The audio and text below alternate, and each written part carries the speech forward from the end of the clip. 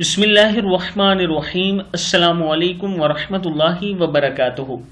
عابد راجہ channel کی طرف سے آج میں اپنے دوستوں کو رسول اللہ صلی اللہ علیہ وآلہ وسلم کا ایک بہت ہی پیارا فرمان سناؤں گا۔ اس سے پہلے میں اپنے تمام دوستوں سے گزارش کروں گا کہ اس ویڈیو کو آپ نے آگے ضرور شیئر کرنا ہے۔ تو شروع کرتے ہیں۔ بسم اللہ الرحمن الرحیم۔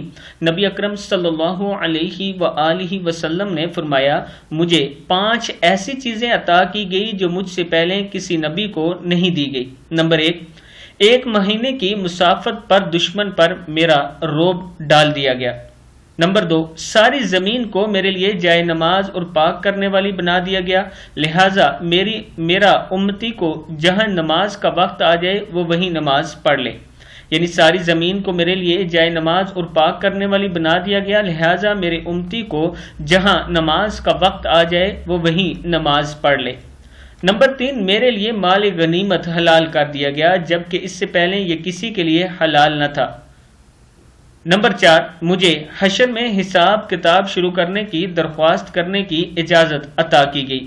نمبر 5، پہلے نبی صرف اپنی قوم کے لیے آیا کرتے تھے جبکہ میں تمام لوگوں کی طرف رسول بنا کر بھیجا گیا ہوں۔ صحیح بخاری کی حدیث ہے۔